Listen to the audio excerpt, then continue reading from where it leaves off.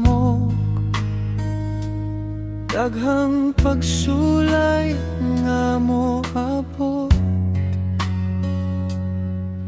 Usahay kapoy ng kasing-kasing, murag mawala ang paglaom.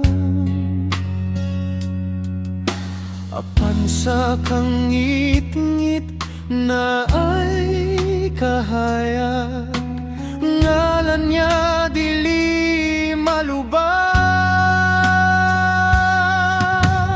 Kuptan na to atong pagtuo, diha kang Jesus, bisan unsa pa'y bagyo, dili ta mapukan. Kay siya ang dalan ka matuoran ug kinabuhi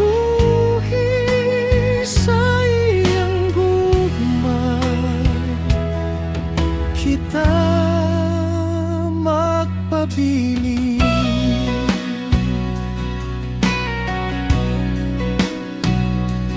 kung ang dalan lisod lakton, ug ang luha dili mapugngan. Hinumdumi lang ang usad niya, dili ka niya biyaan. Sa matag lakang siya kauban, ang kusog na to gikan kaniya. Kuptan na to atong pagtuo, diha kang Jesus, bisan unsa pa'y bagyo, dili ta mapukan. Kay siya ang dalan ka matuoran ug kinabuhi sa iyang gugma. Kita magpabiling, dili ta mahadlok, dili ta muyon sa kalibutan nga walay paglaom.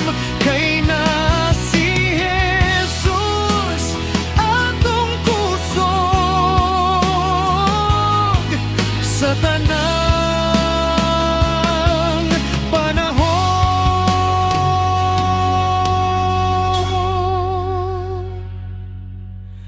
Kuptan na to atong pagtuo, diha kang Jesus, hangtod sa katapusan.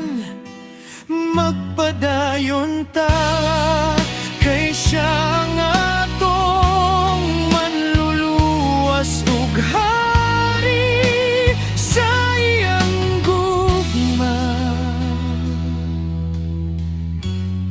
Kita magmadawgon.